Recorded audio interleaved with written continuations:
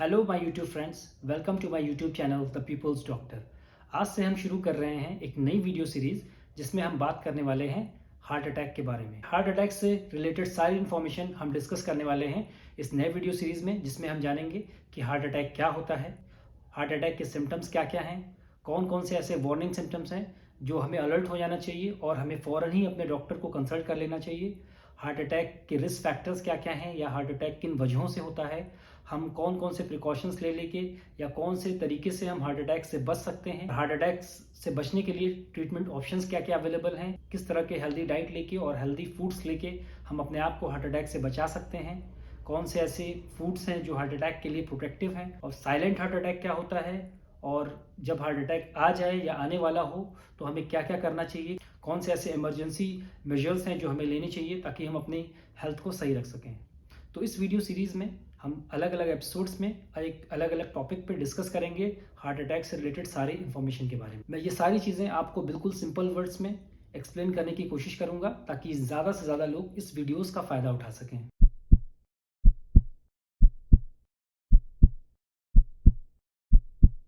आज की सबसे पहले वीडियो में हम बात करने वाले हैं कि हार्ट अटैक क्या होता है और हार्ट अटैक्स के सिम्टम्स क्या क्या हैं। तो हार्ट अटैक को समझने के लिए हमें इसका जो मेडिकल टर्म है उसको समझना होगा। तो हार्ट अटैक को हम मेडिकल टर्म में मायोकार्डियल इन्फार्क्शन कहते हैं। तो अगर हम मायोकार्डियल को ब्रेक करें एक वर्ड को, मायो का मतलब होता है मसल और कार्डियक का मतलब होता है हार्ट। तो यहाँ पे हम बात कर रहे हैं हार्ट के मसल की। जैसे कि हमारे हाथ पैर में जो मसल्स हैं उसको हम स्केलेटल मसल कहते हैं। हमारे अंदर की जो स्टमक के अंदर, स्टमक की लाइनिंग के अंदर, या हमारी जो आते हैं, इंटेस्टाइन्स हैं, उसके अंदर की जो मसल्स होती है उसको हम स्मूथ मसल्स कहते हैं। उसी तरह से जो हमारे हार्ट के अंदर जो मसल होती है उसको हम कार्डियक मसल कहते हैं। और अलग अलग ये जो डिफरेंट टाइप्स ऑफ मसल्स हैं, जो स्केलेटल मसल्स हैं, जो स्मूथ मसल्स हैं और जो कार्डियक मसल है, इन सब का अपना अपना फंक्शन होता है। जैसे कि हमारे जो इंटेस्टाइन में या स्टमक में जो स्मूथ मसल्स होती हैं उसका काम होता है प्रॉपर मिक्सिंग ऑफ फूड, और हमारा जो खाना है या जो फूड हम खाते हैं उसको फॉरवर्ड पुश करना ताकि हम नीचे आगे की तरफ फूड को अच्छे से डाइजेस्ट कर सकें। उसी तरह जो हमारे हाथ पैर में जो मसल्स हैं, स्केलेटल मसल्स हैं, उसका अलग फंक्शन होता है ताकि हम वेट बेयरिंग कर सकें, कोई वजन उठा सकें, इस तरह से। उसी तरह से जो हमारा कार्डियक मसल्स होती है उसका अपना फंक्शन होता है ताकि हम हार्ट की जो पंपिंग एक्टिविटी को मेंटेन कर सकें। नॉर्मल जो मायोकार्डियम, जिसको हार्ट की मसल बोलते हैं, वो उसका फंक्शन क्या होता है कि हमारे जो ब्लड आता है हमारे हार्ट में उसको अच्छे से पंप करना और ब्लड को फॉरवर्ड पुश करना ताकि वो जो ब्लड है, ताकि वो जो ऑक्सीजनेटेड और प्योर ब्लड है जो हमारे लंग्स से ऑक्सीजनेट होकर आया है और वो प्योर ब्लड है, वो पूरी बॉडी में अच्छे से फैल सके और पूरी बॉडी में वो ऑक्सीजन और न्यूट्रिएंट्स और ग्लूकोज पहुंचा सके ताकि हमारी बॉडी नॉर्मल फंक्शन काम कर सके। और जो दूसरा वर्ड है उसको हम इन्फाक्शन कहते हैं। तो इन्फाक्शन का बिल्कुल सिंपल सा मतलब होता है डेथ हो जाना या इंजुरी या किसी तरह का डैमेज हो जाना। तो यहाँ पे अगर हम पूरे वर्ड को मिलाएं, मायोकार्डियल इन्फाक्शन, तो इसका मतलब होता है कि हमारी जो हार्ट की मसल है उसका डेथ हो जाना, उसकी डेथ हो जाना या उसकी इंजुरी या उसको डैमेज हो जाना। तो अब यहाँ पे डैमेज क्यों हो रहा है उसको हम डिस्कस करेंगे। जैसे कि हमारी बॉडी का कोई भी ऑर्गन हो, हमारा लंग्स हो, हमारी किडनीज हो या हमारी ब्रेन हो, तो उन जितने भी इस तरह के वाइटल ऑर्गन्स हैं इनको कंटिन्यूस ब्लड सप्लाई की ज़रूरत होती है। अगर इनको कंटिन्यूसली ब्लड सप्लाई मिली रहेगी तो ये नॉर्मल फंक्शन करेंगे। उसी तरह से हमारा हार्ट भी है, हमारे हार्ट को भी कंटिन्यूस, हमारे हार्ट की मसल्स को कंटिन्यूस ब्लड सप्लाई की ज़रूरत होती है, क्योंकि ब्लड से ही हमें ऑक्सीजन मिलता है और इम्पॉर्टेंट ग्लूकोज मिलता है और न्यूट्रिएंट्स मिलते हैं, तभी तो हमारी जो मसल्स हैं वो नॉर्मल फंक्शन करेंगी, नॉर्मल काम करेंगी। अगर ये ब्लड सप्लाई किसी भी वजह से रुक जाती है या ब्लड सप्लाई नहीं मिलती है तो उसका जो नॉर्मल काम होना है या नॉर्मल फंक्शन है वो ख़त्म होने लगेगा। तो अब ये ब्लड सप्लाई जो है वो कैसे मिलती है किसी भी मसल को, या किसी भी मसल को या किसी भी जो भी वो ऑर्गन है, स्पेशली अगर हम यहाँ हार्ट की बात कर रहे हैं तो हमारे हार्ट की जो मसल्स हैं उसको ब्लड सप्लाई कहाँ से मिलेगी? तो ब्लड ये आएगा कहाँ से? हमारी ब्लड वेसल से आएगा। कोई ना कोई एक ब्लड वेसल होती है जो उसको सप्लाई करती है, उस मसल्स को ब्लड सप्लाई करती है, और उस ब्लड से ही उसको ऑक्सीजन मिलता है, उसको न्यूट्रिएंट्स मिलते हैं, उसको ग्लूकोज मिलता है, तभी वो मसल्स अपना पंपिंग एक्शन या पंपिंग, हार्ट की जो पंपिंग का मैकेनिज्म है वो कर पाती हैं। अब ये जो ब्लड वेसल्स हैं जो हार्ट की मसल्स में ब्लड सप्लाई करती हैं या इनको जो ब्लड पहुंचाती हैं, उनको हम आर्टरीज कहते हैं, या अगर वो और फर्दर छोटे पार्ट्स में डिवाइड हो जाती हैं तो उनको हम आर्टीरियोल्स बोलते हैं। तो ये आर्टरीज जो होती हैं इसमें प्योर ब्लड होता है, इसमें ऑक्सीजनेटेड ब्लड होता है, इसके अंदर जो न्यूट्रिएंट्स होते हैं वो हमें मसल्स में मिलते हैं। हमारे हार्ट की जो मसल्स हैं जिसको हम मायोकार्डियम कहते हैं, उसको जो भी आर्टरी ब्लड सप्लाई करती है या जो आर्टरी ब्लड पहुंचाती है उसका हम स्पेसिफिक नेम देते हैं, उसको हम कहते हैं कोरोनरी आर्टरी। इसी तरह से कोई भी आर्टरी अगर हमारी किडनीज को सप्लाई करती है ब्लड तो उसको हम रीनल आर्टरी कहते हैं। रीनल वर्ड किडनी के लिए यूज होता है। उसी तरह से जो कोरोनरी वर्ड है वो हम हार्ट के लिए यूज करते हैं। अगर किसी भी वजह से, जैसे कि हमारी अनहेल्दी लाइफस्टाइल है, जो कि भी हम जंक फूड्स वगैरह खाते हैं, फास्ट फूड्स खाते हैं और सेडेंट्री लाइफस्टाइल है, घर में बैठे रहते हैं, एक्सरसाइज वगैरह बिल्कुल भी नहीं करते, तो इन सब वजह से हमारा जो लिपिड प्रोफाइल है वो ख़राब होने लगती है। हमारे बॉडी में कोलेस्ट्रॉल लेवल्स बढ़ने लगते हैं और इवन हमारा जो ब्लड शुगर लेवल्स भी बढ़ने लगते हैं, या हमारा ब्लड प्रेशर वगैरह भी अगर गड़बड़ होने लगता है तो धीरे धीरे करके क्या होता है, ये जो कोरोनरी आर्टरी है या जो ब्लड वेसल है जो जिसके अंदर ब्लड फ्लो होता है उसके अंदर धीरे धीरे करके कोलेस्ट्रॉल जमा होने लगता है। जब कोलेस्ट्रॉल जमा होगा तो धीरे धीरे करके वहाँ पे प्लेटलेट प्लग्स बनेंगे और धीरे धीरे करके वहाँ पे अल्टीमेटली थ्रू अ प्रोसेस जिसको हम अथेरोस्क्लेरोसिस कहते हैं, तो धीरे धीरे करके वहाँ पे कोलेस्ट्रॉल जमा होगा, प्लेटलेट प्लग्स बनेंगे, धीरे धीरे करके क्या होगा, वहाँ पे एक क्लॉट बन जाएगा और प्लेक फॉर्मेशन हो जाएगा। तो जो नॉर्मल ब्लड फ्लो आर्टरी के अंदर हो रहा है उसमें कहीं ना कहीं एक ब्लॉकेज हो जाएगा। अब वो जो ब्लड फ्लो हो रहा है जो हार्ट के मसल्स तक पहुंच रहा था, अब इस क्लॉट की वजह से या इस प्लेक जमा होने की वजह से वो ब्लड वहां तक नहीं पहुंच पाएगा और ये ब्लड जो है आगे नहीं बढ़ पाएगा। तो इसको हम ब्लॉकेज समझ सकते हैं या इसको हम एक तरह का ऑब्स्ट्रक्शन कह सकते हैं। तो जाहिर सी बात है जब ब्लड हमारी जो आर्टरी के अंदर फ्लो हो रहा था उसके अंदर रुकावट आ गई, एक तरीके का ब्लॉकेज हो गया, तो वो जो ब्लड हमारे मसल्स तक पहुंच रहा था अब वो नहीं पहुंच पाएगा। मतलब हमारे जो मसल्स हैं उसमें ऑक्सीजन की कमी होने लगेगी, उसमें न्यूट्रिएंट्स और ग्लूकोज की कमी होने लगेगी, न्यूट्रिएंट्स भी नहीं मिलेंगे।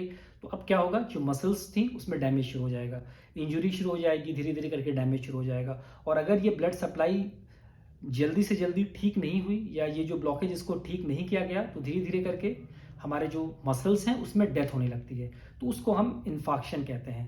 तो इसी तरह से ये मेडिकल टर्म ओरिजिनेट हुआ है जिसको हम मायोकार्डियल इन्फाक्शन कहते हैं। मतलब कि हमारे जो मायोकार्डियल मतलब हार्ट की जो मसल्स हैं उसकी डेथ होने लगेगी।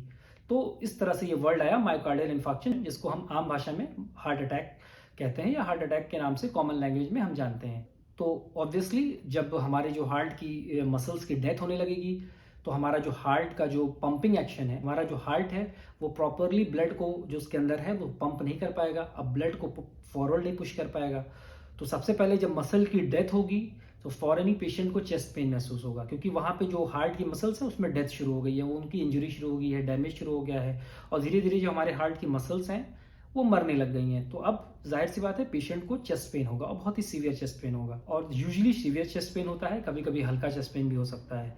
और जो पंपिंग एक्शन था मसल्स का अब वो पूरे बॉडी में हमारे ब्लड को भी पंप नहीं कर पाएगा। वो ओवरऑल हमारी बॉडी में जो ऑक्सीजनेटेड ब्लड है या जो प्योर ब्लड है उसकी कमी होने लगेगी।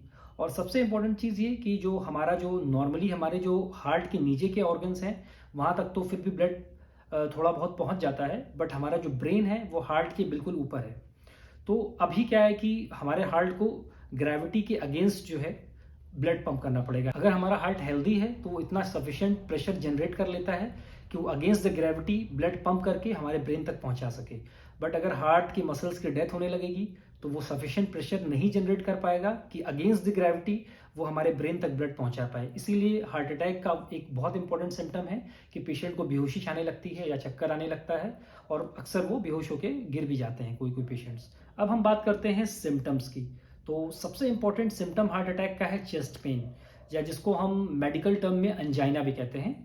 और मैंने अभी आपको बताया कि चेस्ट पेन क्यों होता है, जब हार्ट के मसल्स में ऑक्सीजन और न्यूट्रिएंट्स और ग्लूकोज की कमी होगी और हार्ट के मसल्स यानी कोरोनरी आर्टरी में ब्लॉकेज हो जाएगा तो हार्ट के मसल्स में हमारा ब्लड नहीं पहुंच पाता है, जिसकी वजह से मसल्स की डेथ होने लगती है और पेशेंट को चेस्ट पेन होता है। अब कोरोनरी आर्टरी में ब्लॉकेज हो रहा है इसलिए हम हार्ट अटैक को मेडिकल टर्म में कोरोनरी आर्टरी डिजीज भी कहते हैं, क्योंकि कोरोनरी आर्टरी ही वो आर्टरी है जो हमारे हार्ट की मसल्स को ब्लड सप्लाई करती है और उसके अंदर ब्लॉकेज हो गया है, प्लेक जमा हो गया है और इस वजह से हम इसको कोरोनरी आर्टरी डिजीज भी कहते हैं। तो बात कर रहे थे चेस्ट पेन की, तो सबसे इंपॉर्टेंट चेस्ट पेन मैंने बता दिया है कि सिम्टम चेस्ट पेन होता है। अब ये जो चेस्ट पेन होता है उसके कुछ बहुत टिपिकल फीचर्स भी हैं। सबसे जो कॉमन तरह का जो पेन हम सभी जानते हैं कि बहुत ही शार्प शूटिंग पेन होता है, ऐसा लगता है कि आपको किसी ने चाकू मार दिया हो, बहुत ही स्टैबिंग सा पेन होता है और ये बहुत कॉमन पेन होता है। इसके अलावा कभी कभी पेशेंट को सिर्फ एक माइल्ड डिस्कम्फर्ट सा फील हो सकता है, ऐसा लगता है कुछ उलझन सी महसूस हो रही है, बहुत सीवियर पेन तो नहीं होता बट पेशेंट को सिर्फ डिस्कम्फर्ट सा फील होता है। कभी कभी पेशेंट को बहुत हैवीनेस सी फील होती है अपने चेस्ट पे, ऐसा लगता है कि कोई बहुत भारी सामान या बहुत भारी पत्थर चेस्ट पे उसके सीने पे रख दिया गया हो, और बहुत ही हैवीनेस सी फील होती है। और एक बहुत इंपॉर्टेंट टिपिकल फीचर है हार्ट अटैक के पेन का कि ये पेन रेडिएट करता है। कभी कभी जो टिपिकल कहा जाता है कि लेफ्ट आर्म में, आपके बाएं हाथ में रेडिएट करता है, और कोई ज़रूरी नहीं है कि बाएं हाथ में ही रेडिएट करे, आपके राइट हैंड में भी रेडिएट कर सकता है या दोनों हाथ में भी रेडिएट कर सकता है। कभी कभी इसका पेन सीने से उठकर शोल्डर तक भी जा सकता है, और इवन बैक में भी जा सकता है, और आपके जॉ में या कि जबड़े में भी जा सकता है, और कुछ केसेस में तो कमर में भी आपका पेन जो है ये रेडिएट हो सकता है। अब ऐसा क्यों होता है? ये जो नसें आपके हार्ट में जो नर्व सप्लाई करती हैं, कहीं ना कहीं उनका कनेक्शन जो है आपका लेफ्ट आर्म से होता है या लेफ्ट शोल्डर से या जॉ से। तो कहीं ना कहीं क्रॉस कनेक्शंस की वजह से जो नर्व सप्लाई करती हैं उनकी वजह से ये पेन जो है आपको रेडिएट करता महसूस हो सकता है कि आपके जबड़े तक जा रहा है या कंधे तक जा रहा है या आपके बाएं हाथ तक जा रहा है। उसके अलावा पेशेंट को सांस फूलने की परेशानी हो सकती है, उसको सांस लेने में तकलीफ भी हो सकती है। कुछ पेशेंट्स को घबराहट होती है, बेचैनी होती है, और साथ में पसीना भी आता है। दर्द उठने से पहले कभी कभी पसीना आ जाता है, कभी कभी दर्द बाद में होता है, पसीना पहले आ जाता है, कभी कभी दोनों साथ में हो जाते हैं। कुछ पेशेंट्स को नौजिया या वॉमिटिंग भी फील होती है, मतली आएगी, और इवन कुछ पेशेंट्स को उल्टी भी आती है। और कुछ पेशेंट्स को ऐसा लगता है कि उनको इंडाइजेशन हो गया हो, या हार्ट बंद हो गया हो, या सीने में जलन सी मालूम हो रही हो, या उनको लगेगा कि गैस की प्रॉब्लम है, बट एक्चुअली वो कार्डियक पेन होता है। कुछ पेशेंट्स को पैल्पिटेशंस होते हैं, दिल बहुत तेजी से धड़कता है, कि दिल की धड़कन बहुत तेजी से चलती रहती है। तो कुछ पेशेंट्स को इस तरह के भी सिम्टम्स आ सकते हैं। और जैसा कि मैंने बताया, हमारे ब्रेन में ब्लड नहीं पहुंच पाता, क्योंकि हमारा हार्ट जो पंप करता है वो अगेंस्ट द ग्रेविटी अब नहीं पंप कर पाएगा, क्योंकि उसके मसल्स की डेथ होने लगी है। तो फौरन हमारे ब्रेन में ऑक्सीजन की कमी, ग्लूकोज की कमी होने लगती है, और उसकी वजह से कुछ पेशेंट्स बेहोश होने लगते हैं, या उनको चक्कर आने लगेगा, या डिजनेस या अंधेरा सा छा जाएगा उनके सामने, और कुछ पेशेंट्स बेहोश भी हो जाते हैं। तो ये इस तरह के जो बहुत ही इंपॉर्टेंट सिम्टम्स हैं, इस तरह से आप पहचान सकते हैं कि आपको हार्ट अटैक आया है। और यूजली जो रिस्क फैक्टर्स हैं वो आपको अंडरस्टैंड करना ज़रूरी है। ज़्यादातर जो शुगर के पेशेंट्स होते हैं, टाइप 2 डायबिटीज़ के, और जो ओबीज होते हैं जिनमें मोटापा होता है, यूजली 40+, 50+ की एज होती है।